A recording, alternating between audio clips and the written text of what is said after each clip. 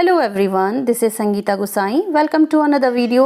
हम class 12th biology का ये 6 चैप्टर पढ़ रहे हैं, मॉलिक्यूलर बेसिस ऑफ इनहेरिटेंस यानी वंशागति का आणविक आधार। ये इस चैप्टर का सेकंड वीडियो है। इससे पहले वाले वीडियो में आपने general introduction, what is nucleic acid, types of nucleic acid and components of nucleic acid पढ़ लिया था, और इस पर्टिकुलर वीडियो में हम डीएनए का स्ट्रक्चर डिटेल में पढ़ेंगे। शुरू करने से पहले मैं आपको एक एडवाइस देना चाहूँगी कि आप कोई भी चैप्टर की जो वीडियोस है ना, उन्हें स्टार्टिंग से ही देखा कीजिए, यानी वीडियो फर्स्ट से देखा कीजिए। रीज़न ये है इसका कि जो टर्म हम स्टार्टिंग में बता देते हैं टाइम बचाने के लिए, वो बाकी आने वाली वीडियो में नहीं बताते, और यदि आप बीच से कोई वीडियो उठाकर देखते हो तो आपको वो वीडियो अधूरा लगता है, जबकि उन टॉपिक्स को हम पहले के वीडियो में डिस्कस कर चुके हैं। डीएनए की डिस्कवरी के बाद जेम्स वॉटसन और फ्रांसिस क्रिक ने डीएनए का एक मॉडल सबके सामने रखा, जिसके लिए उनको 1962 में नोबेल प्राइज भी मिला। इस प्रॉपर जो इनका मॉडल है डीएनए का स्ट्रक्चर वाला, इसको हम डबल हेलिक्स मॉडल कहते हैं। तो इसके डायग्राम के हेल्प से हम इसके कैरेक्टरिस्टिक फीचर्स को पढ़ लेते हैं। आप पॉइंट टू पॉइंट लिखते भी जाइए और समझते भी जाइए। फर्स्ट पॉइंट है कि डीएनए में 2 पॉलीन्यूक्लियोटाइड चेन होती हैं। पहले हम समझ लेते हैं न्यूक्लियोटाइड क्या है। ये पिछले एपिसोड में मैं आपको समझा चुकी हूँ। तो न्यूक्लियोटाइड 3 कंपोनेंट से मिलकर के बना है। First is pentose sugar, second is nitrogen base, ये चारों में से कोई भी बेस हो सकता है, और ये जो थर्ड वाला है ये फॉस्फेट ग्रुप होता है। पेंटोज शुगर के फर्स्ट कार्बन पर नाइट्रोजन बेस अटैच होता है, और इसी पेंटोज शुगर के 5th कार्बन पर, ये वाला 5th कार्बन है, 1 2 3 4 एंड 5, ये 5th वाला है जो चेन से बाहर वाला है, इस पर फॉस्फेट ग्रुप अटैच होता है। फॉस्फेट ग्रुप और 5th कार्बन पेंटोज शुगर का, इन दोनों के बीच में जो बॉन्ड होता है इसे हम फॉस्फोडाइईस्टर बॉन्ड कहते हैं। फर्स्ट कार्बन और नाइट्रोजन बेस के बीच में जो बॉन्ड होता है इसे हम ग्लाइकोसाइडिक बॉन्ड कहते हैं। इतना आपको समझ आ गया? ये एक न्यूक्लियोटाइड है। इसी तरह के न्यूक्लियोटाइड को हम एक के पीछे एक जोड़ दें तो वो एक चेन बन जाएगी, और 2 चेन से मिलकर के फिर क्या बनता है? डीएनए बनता है। वॉटसन एंड क्रिक का ये डबल हेलिक्स मॉडल मैं आपके सामने बनाने जा रही हूँ। तो इसमें डबल स्ट्रैंड होता है, ये रिबन जैसा स्ट्रक्चर आपने बना लेना है, ठीक है। ये तो हो गया first nucleotide chain, polynucleotide chain, और इसी पर दूसरी पॉलीन्यूक्लियोटाइड चेन जो है वो इस तरह से उलझी हुई होती है। उलझी नहीं कह सकते, स्पाइरली कॉइल्ड होती है, यानी गुथी हुई होती है, सेम ऐसे जैसे रस्सी एक दूसरे से गुथी हुई हो। तो हम इसमें बीच में से ये रब कर देंगे तो हमें और ज़्यादा साफ दिखाई देगा, ठीक है। ये बन गया आपका डबल स्ट्रैंड। डीएनए जो है वो 1 स्ट्रैंड भी होता है, पर वो एक्सेप्शन होता है, कभी कभी ऐसा होता है, हमेशा नहीं। मोस्टली ऑर्गेनिज्म में डबल स्ट्रैंड होता है। पहला स्ट्रैंड है, ये इसका 5 प्राइम साइड है, और इसी के सामने ये दूसरे स्ट्रैंड का 3 प्राइम साइड है। ये 5 प्राइम साइड और 3 प्राइम साइड होता क्या है? एक स्ट्रैंड का ये 5th कार्बन फ्री हो, ठीक है, यहाँ पर आखिरी सिरा हो इसका, तो ये 5 प्राइम साइड कहलाता है। और अगर ये 3rd कार्बन, यहाँ पे ये 3rd कार्बन है, ये 3rd कार्बन फ्री हो तो उसे हम 3 प्राइम साइड कहते हैं। फर्स्ट स्ट्रैंड जो यहाँ से 5 प्राइम पे स्टार्ट होता है वो लास्ट में जाकर के यहाँ नीचे 3 प्राइम होगा, और दूसरी तरफ जो दूसरा स्ट्रैंड है उसका ये अंतिम सिरा जो है वो कौन सा होगा? 5 प्राइम होगा। ये दोनों के दोनों एक दूसरे के एंटी पैरेलल होते हैं। ये दोनों स्ट्रैंड एक दूसरे के एंटी पैरेलल होते हैं। अब ये तो हो गए पैरेलल और ये हो गया एंटी पैरेलल। मतलब डीएनए का अगर ये 3 प्राइम साइड है तो इधर होगा 5 प्राइम साइड फ्री, और इसी के सामने ये 3 प्राइम साइड होगा, और ये वाला हो गया 5 प्राइम, ठीक है। तो ये एंटी पैरेलल कहलाता है। ये दोनों स्ट्रैंड, इससे हम बैकबोन कहते हैं, हिंदी में से रज्जू कहते हैं।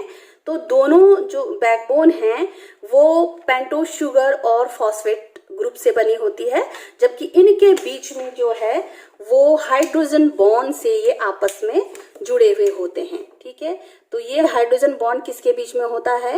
ये नाइट्रोजन बेस के बीच में होता है। ये मैं आगे इसी वीडियो में आपको आगे बताऊंगी जब हम इसे डिटेल में पढ़ेंगे। तो इसी तरह से आप ये हाइड्रोजन बॉन्ड और नाइट्रोजन बेस को दिखा सकते हैं। पूरे एक डीएनए मॉलिक्यूल का डायमीटर हम कहेंगे यहाँ से यहाँ तक, ये डायमीटर होता है 20 एंगस्ट्रॉम। ठीक है, दो नाइट्रोजन बेस के बीच में, ये दो नाइट्रोजन बेस है, इनके बीच का जो डिस्टेंस होता है वो 3.4 एंगस्ट्रॉम होता है। और इन दोनों हेलिक्स के एक टर्न का जो डिस्टेंस है वो 34 एंगस्ट्रॉम होता है। यहां से यहां तक 34 एंगस्ट्रॉम होगा। एक टर्न का मतलब जब यहां से शुरू होकर और ये ऐसे और फिर इस तरह से, तो ये डिस्टेंस है 360 डिग्री पर जब पूरा घूम जाए, यहीं से शुरू किया और घूमते घूमते घूमते फिर यहां पर टर्न हो गया, तो ये डिस्टेंस जो है वो 34 एंगस्ट्रॉम होती है। और दो न्यूक्लियोटाइड के बीच का जो डिस्टेंस है ये 3.4 एंगस्ट्रॉम होती है। इसका मतलब जब एक टर्न पूरा होता है यहां से और यहां तक, तो वो कम से कम उसमें 10 पेयर नाइट्रोजन बेस होता है, 10 जोड़े होता है। ठीक है, अब हम इसका डिटेल स्ट्रक्चर पढ़ेंगे। तो हम दोनों पॉलीन्यूक्लियोटाइड की चेन बनाएंगे। तो सबसे पहले हो गया हमारा ये पेंटोज शुगर। तो पेंटोज शुगर एक के बाद पॉलीन्यूक्लियोटाइड है, तो एक न्यूक्लियोटाइड तो होगा नहीं, बहुत सारे होंगे। तो सबसे पहले हम स्टार्ट करेंगे यहाँ पर पेंटोज शुगर से। ठीक है, पर पहले यहाँ पे ये नाइट्रोजन बेस होगा, तो हर एक पर हम बना लेते हैं इस तरह से ये नाइट्रोजन बेस फर्स्ट कार्बन पर। ठीक है, और यहां से स्टार्ट होगा फॉस्फेट ग्रुप। तो फॉस्फेट ग्रुप कहाँ पे होता है? 5th कार्बन पे। तो ये 4th हो गया और इस पोजीशन पे यहाँ पे ये 5th कार्बन हो गया। तो इस तरह से जुड़ा होगा ये। इसी तरह से सभी फॉस्फेट ग्रुप को जोड़ लेंगे। 3rd कार्बन पर जो OH ग्रुप होता है ना, उसी पर दूसरा फॉस्फेट ग्रुप जुड़ा होता है, ये रहा। दूसरी पॉलीन्यूक्लियोटाइड चेन बना लेते हैं। अब की बार क्योंकि ये एंटी पैरेलल है, तो ये सब कैसे बनेंगे? उल्टे बनेंगे। ऑक्सीजन ग्रुप उल्टा हो गया। जो सेकेंड चेन है पॉलीन्यूक्लियोटाइड की, उसके भी नाइट्रोजन बेस को जोड़ देते हैं। तो ये ऑक्सीजन हो गया और ये फर्स्ट कार्बन है। तो फर्स्ट कार्बन से ही नाइट्रोजन बेस जुड़ा होता है। तो हम पहले नाइट्रोजन बेस का एक खाली बॉक्स बना लेंगे और फिर हम डिसाइड करेंगे according to Watson and Crick model कि इसमें क्या आना चाहिए। इसी तरह से हमने ये 4th कार्बन और 4th कार्बन के ऊपर ये 5th कार्बन, तो 5th कार्बन इस तरह से जुड़ा हुआ है। कहीं पर ये सीधा भी दिखा देते हैं, सीधा ही दिखा देते हैं, तो मेरे हिसाब से वहां पर 4th कार्बन से जुड़ा हुआ दिखेगा ये। तो 5th कार्बन को दिखाने के लिए थोड़ा सा ऊपर करके फिर इसे जोड़ना चाहिए। और यहाँ पर दूसरे पेंटोज शुगर के ये 3rd कार्बन से इस तरह से जुड़ा हुआ है। हाइड्रोजन ग्रुप जो होता है ना, हाइड्रोक्सिल ग्रुप, OH ग्रुप, उससे जुड़ा होता है। ये बन गया। अब हम इन दोनों न्यूक्लियोटाइड के बीच के बॉन्ड को दिखाएंगे, जिसे जो हाइड्रोजन बॉन्ड होता है। तो पिछले वीडियो में मैंने बताया था आपको कि नाइट्रोजन बेस 2 टाइप के होते हैं, 1 is purine and second is पिरिमिडीन्स। तो डीएनए में प्यूरिन के अंदर एडेनिन और ग्वानिन आता है और पिरिमिडीन के अंदर साइटोसिन एंड थाइमिन आता है। तो ऐसा नहीं है कि कोई भी नाइट्रोजन बेस किसी के भी साथ जुड़ जाएगा। माना यहाँ पर थाइमिन है, तो थाइमिन हमेशा एडेनिन के साथ जुड़ेगा और इस पर हाइड्रोजन बॉन्ड होंगे डबल बॉन्ड। इसी तरह से एडेनिन थाइमिन से जुड़ेगा। अगर एडेनिन फर्स्ट स्ट्रैंड पे है तो उसके सामने थाइमिन ही होगा, कोई और नहीं होगा। एज यूजुअल ये डबल स्ट्रैंड से जुड़े होते हैं। दूसरी तरफ साइटोसिन जो है वो ग्वानिन से जुड़ा होगा, लेकिन अब की बात ये ट्रिपल बॉन्ड है। इसी तरह से ग्वानिन अगर एक स्ट्रैंड पे है तो ऑटोमेटिकली उसके सामने वाला जो नाइट्रोजन बेस है वो कौन सा होगा? साइटोसिन होगा और ये ट्रिपल बॉन्ड से जुड़ा होगा।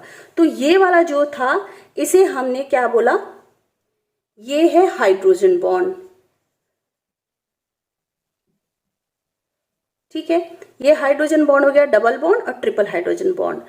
और ये मैंने पहले ही बता दिया था आपको स्टार्टिंग में कि इसको हम क्या बोलते हैं, फॉस्फोडाइईस्टर बॉन्ड। फॉस्फोडाइईस्टर बॉन्ड फॉस्फेट और कार्बन 5 से जुड़ा हुआ होता है, ये वाला बॉन्ड। और इसके ऑपोजिट जो ये वाला बॉन्ड है, यानी कि फर्स्ट कार्बन और नाइट्रोजन बेस के बीच ये वाला कौन सा है, ग्लाइकोसाइडिक बॉन्ड। ठीक है, तो 3 बॉन्ड है आपस में। ये वाली दोनों स्ट्रैंड जो हैं ये बैकबोन कहलाती हैं और ये दोनों के दोनों नाइट्रोजन बेस के बॉन्ड से आपस में जुड़ी हुई होती हैं। थाइमीन नाइट्रोजन बेस होगा उतना ही एडेनिन होगा, बराबर ही होंगे, और जितना साइटोसिन होगा उतना ग्वानिन होगा। इन दोनों को हम बैकबोन कहते हैं और ये बैकबोन दोनों नाइट्रोजन बेस के हाइड्रोजन बॉन्ड से जुड़े होते हैं। ये हाइड्रोजन बॉन्ड वैसे बहुत ही वीक होता है, लेकिन इतने ज्यादा नंबर में होते हैं कि इनको अलग करना थोड़ा मुश्किल होता है। ये था आपका वॉटसन और क्रिक मॉडल, जिसको आप इजीली बना सकते हो। और ये बात सबसे पहले चर्गोफ ने बताई थी कि नाइट्रोजन बेस जो है वो एडेनिन थाइमीन के बराबर होता है और साइटोसिन जो है वो ग्वानिन के बराबर होता है। अब देखिए यहाँ पे ये 5th कार्बन यहाँ पे फ्री है, तो ये कौन सा साइड हो गया, 5 प्राइम साइड। और इसी के सामने जो दूसरा स्टैंड है इसका ये 3rd कार्बन फ्री है ना, ये वाला पेंटोज शुगर का, तो इसीलिए इसको 3rd प्राइम साइड कहते हैं। इसके ऑपोजिट यहाँ पर देखिए आप, ये वाला कौन सा है, ये 1 2 3 4 5, तो ये 5 प्राइम हो गया और इसी के सामने ये 3 प्राइम हो गया। तो ये आप अच्छी तरह से समझ गए होंगे। आज के लिए इतना ही काफी है। अगले वीडियो में हम डीएनए के टाइप्स पढ़ेंगे, कितने प्रकार के डीएनए होते हैं। अगर आपके लिए वीडियो हेल्पफुल रही हो तो प्लीज़ वीडियो को लाइक ज़रूर कीजिएगा, चैनल को सब्सक्राइब कीजिएगा और साथ में बेल आइकन का बटन भी प्रेस कर दीजिएगा ताकि आप नए वीडियो से अपडेट रहें। आज के लिए इतना काफ़ी है। Thank you so much. Take care.